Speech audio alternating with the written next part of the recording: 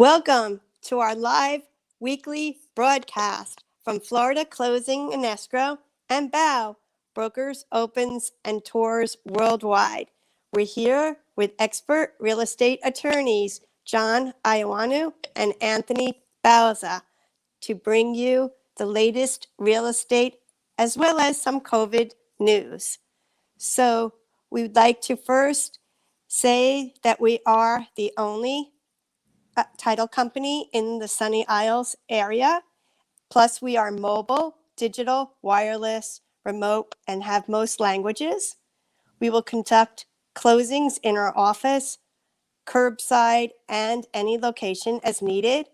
And as well, if you're out of state or out of country, through online notaries. And we will be happy to give you instructions how, if you won't be present for the closing, as well as if you're a first-time buyer. We're happy to do any education and hand-holding as needed. And we also have great tools to assist you with marketing, such as the live opens and broadcasts. We have one coming up for a developer soon, April 14th, which we'll be inviting you all to as well. So if you'd like to reach us, we're 1-800-FL-CLOSE or 305-720-2844, floridaclosing.com. And let's start with a quick update about, I believe, the CDC extended the eviction moratorium till June. If Anthony, you could fill us in on that and the PPP update.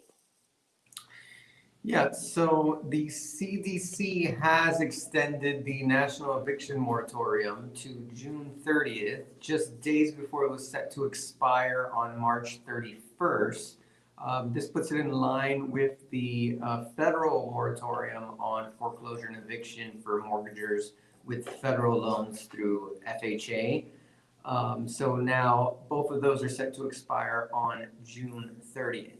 As far as the PPP loans, the president has signed the loan extension into law.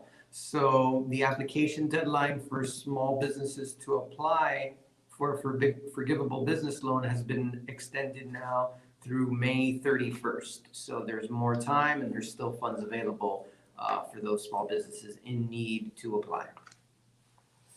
Okay, thank you very much. And also, we have a lot of good news. As you know, Miami has been on fire. Home prices continue to surge, and they say the pace will continue. Condo sales in Miami-Dade midway through March were at 234 condos that sold for $201.7 million, which was up from 186 the previous week, and the average price was $862,000. Condos sold on the average for $456 per square foot, and we'll give you a few highlights. One sold in Fisher Island, Palazzo del Sol, for $13 million, which is $2,744 per square foot. A record 36% of homes sold above the list price in February. And $19 million mansion sold in Del Rey, setting a new record. As well as it was only one day for the partner from Il Milano to sell his home on Hibiscus Island. He sold the waterfront estate for full asking price of $12.5 million in just a day. Financier Greg Siegler and his wife sold their Indian Creek home for $27.9 million, also full asking price. And a record 36% of homes sold above listing price. And another hedge fund is moving to Miami, DI Capital Partners, a $20 billion fund. The founder moved here temporarily during COVID and now decided to stay permanently. And he will be keeping the other offices in New York and Hong Kong. Commercial real estate is also on fire. Blackstone buys Miami Capitol office buildings, and that will create hundreds of jobs. And a financier returns to Palm Beach with a $16.34 million purchase. And hotelier Beatrice Tolman sells their Palm Beach estate for $57 million. Also, technology Florida funders expands to Miami as tech funds flock here. So things have definitely been on fire, and along with Cindy Crawford and Randy Gerber, among 30 plus buyers who purchased at Miami Beach Ritz-Carlton since the first of the year. So that's proof that Miami luxury condo market is also on fire. The buyers have been coming mainly from Connecticut, California, New York, and New Jersey. Most work for private equity firms, hedge funds, or banks.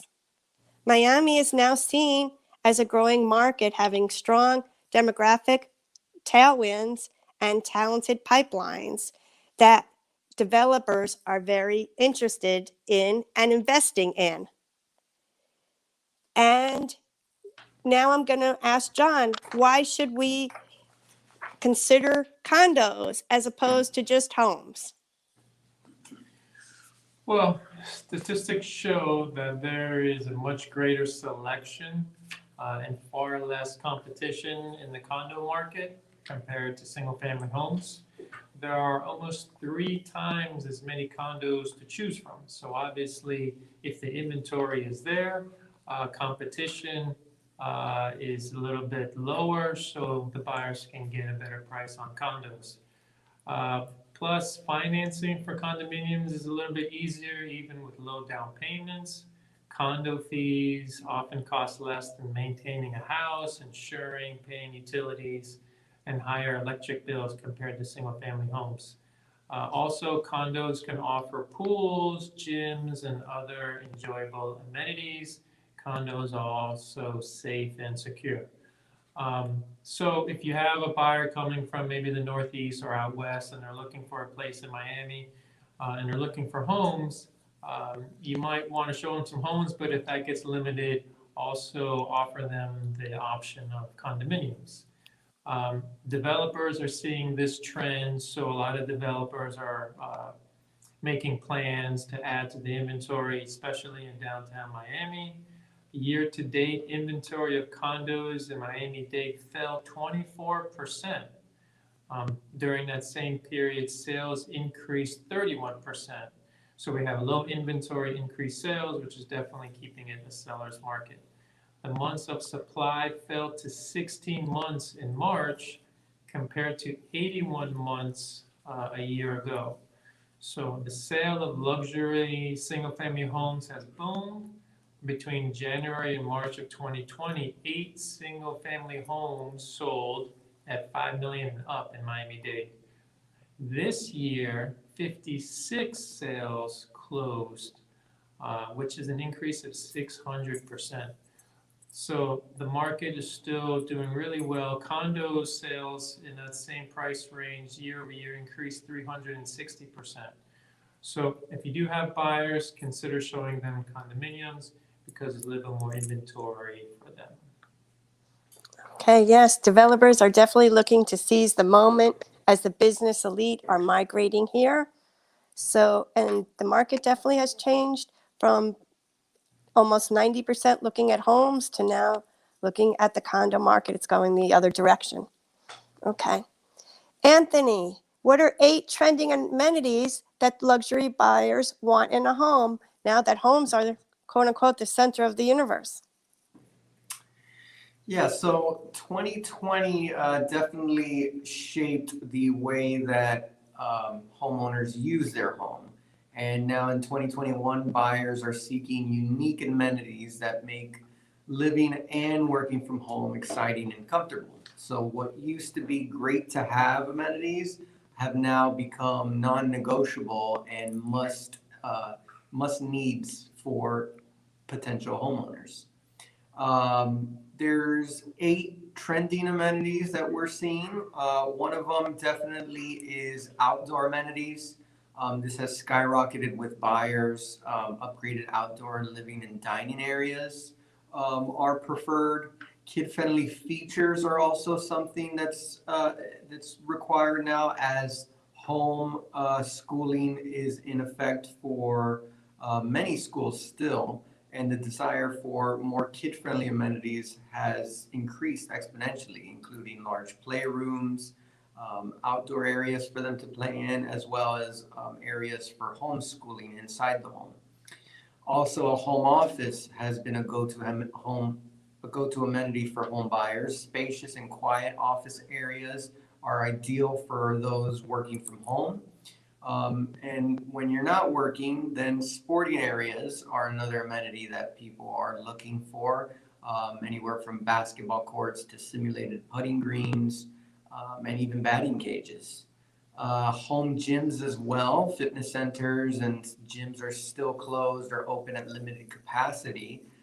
So buyers are seeking a dedicated space for state-of-the-art home fitness centers in the home. Some luxury buyers also are now accustomed to at-home salon visits from nail technicians and masseuses going directly to them. So some buyers are also now seeking a dedicated salon space in the home to make this easier. The kitchen is always a trending amenity. It's truly the heart of the home, and buyers are seeking kitchens now with extra large pantries and extra large storage rooms to keep their essentials stocked in case shortages occur. And lastly, what we're also seeing is sanitizing amenities. So either a sanitizing station or upgraded air filtration systems throughout the homes, and even a guest house, which that could then double as a quarantine area as we establish this new normal. These are just some of the amenities that buyers are looking for in this market. Okay, thank you.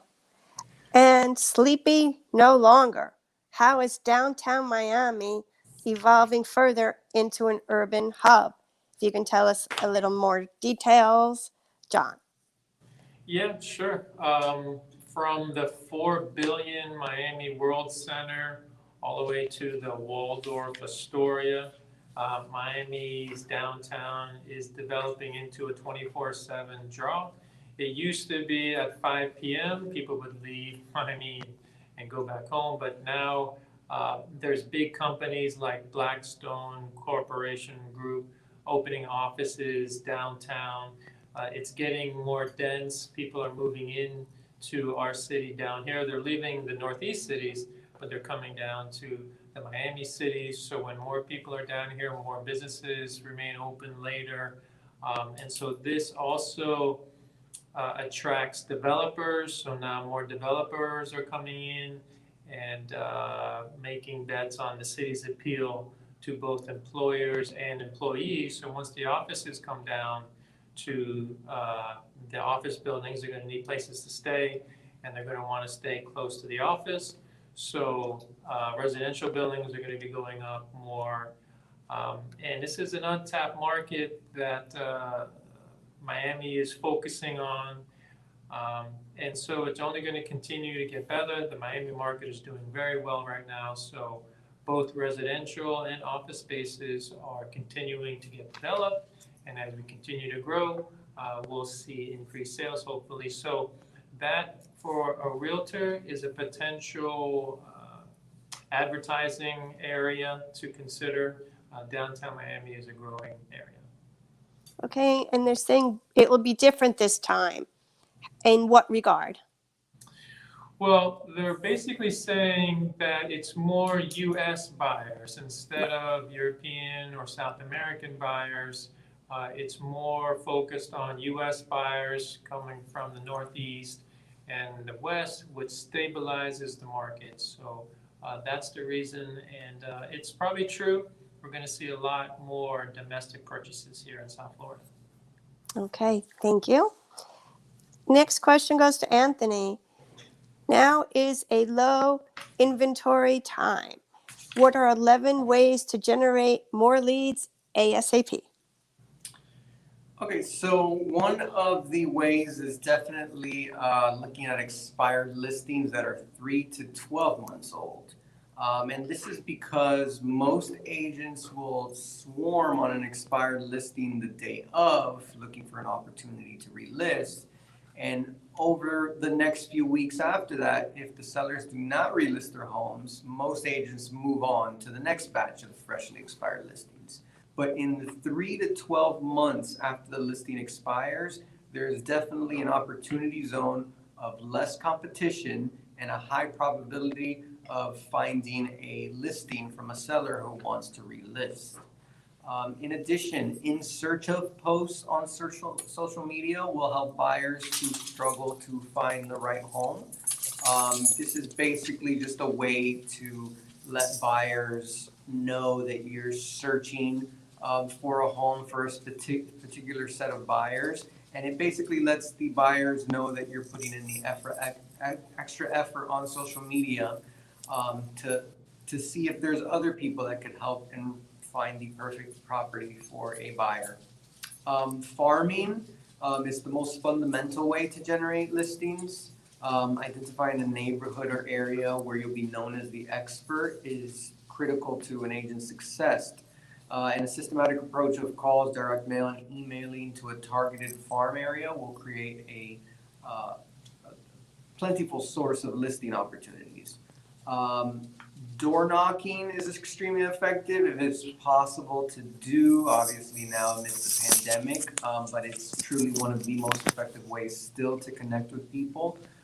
There's also something known as circle prospecting. So this is connecting to people who live around the house that has recently seen activity, such as going under contract or hosting an open house. So contacting, let's say, the 10 people who live across from the house and the 5 that live on either side of it. And this could generate a listing from those homeowners seeing activity in their area.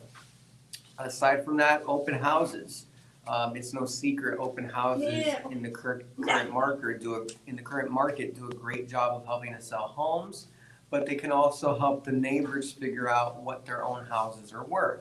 So many times neighbors do like to stop into the open house to find out a possible list price of their own home, and this is a great opportunity to find a new listing at an open house.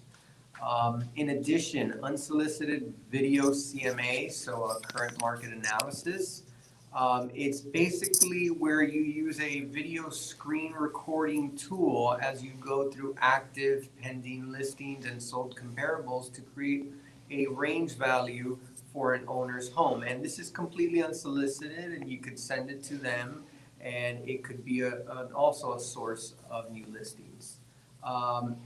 As I said earlier, expired listings and for sale by owner listings are always a good source. Orphan neighborhoods as well. These are known as neighborhoods where national builders have already had their own sales teams selling new homes that are built. And once they do, they move on to the next neighborhood. So as a result, these homeowners are usually left without an expert agent for that neighborhood. So this is a great opportunity to follow up with them on the anticipation of a resale. And as always, past buyers, you should never overlook the people you have sold to in the past. It's quick phone call just to check in and see how they're doing, to see if they still love their home, if it's still meeting their needs, and it's a way to get business from them again. And last but not least, online seller leads. There's a number of ways to generate seller leads online. You can buy them through various services. You can also use advertising on social media sites to generate them as well. Although they're low conversion, usually about 2%, they do take a while to generate. But you could always use this as one of many possible tools. So yeah, these 11 strategies and much more will help to see your listings expand, definitely. Okay, good suggestions. Thank you. And the last question is directed to John. We definitely are supportive and endorse marketing through videos, especially these live broadcasts, which definitely capture more attention, plus can be targeted to selected viewers. But what are some ways you can expand your reach 10 times? Yeah, videos are great. Not too many people like to read. They like more to just scan and follow the videos. So here are 5 tips that you can use to assist you and your clients. You can prepare a welcome video or introduction. This is that 10 or 30-second elevator pitch that you can prepare a little bit, something about you, your experience, and what you can offer to your clients. Number 2 is to do a follow-up. Send this video out, just checking in and maybe giving some advice on local markets. You can send it to people, just telling them kind of like what we do here, the state of the market, what areas are hot in case they're interested in any of those. A third video you can do is maybe give them a timeline if they're looking to buy something. Give them pre-closing instructions, which is also very good, and post-closing instructions, what happens after a closing. This is very good because if you have a lot of closings, you don't have time to continually call up your clients and explain to them situations. So videos are very good in this situation. Number 4 is testimonials. If you can get a customer to give you a testimonial on a video, that's great. If they don't have time or they don't want to, maybe you can have them write in one, and then you can read that testimonial and either put it on your website or share it with your social media. And finally, number 5 is just find relevant content. Keep the videos short and sweet, but anything that you think that your client would want to hear or want to know about, definitely put that in the video and share with all your contacts. Okay, very good ideas. And we also have associates that can help with videos and also with immersion tours, drones, virtual staging, 3D tours, and more. And we're here to help you as well to promote yourself and your listing and provide any education needed for you and your clients. So if there's any questions or we can assist you at any time, we're available, as we say, 24/7. We give an hour for sleep at least, and we will be available to you and your clients as needed after hours, weekends, and more, because our goal is to be deal makers and to help with your success with your buyers and sellers and help you to close more deals. So anyone want to add anything? Just happy Passover to our Jewish friends, and to our Christian friends, happy Easter this weekend. And Good Friday, Good Friday tomorrow, yes. right? Okay. And happy spring break. And everyone, please stay safe and healthy. And contact Florida Closing and Escrow and BOW Brokers, Opens, and Tours worldwide to assist you in your success. Thank you for joining us, and we'll be back next week. Thank you.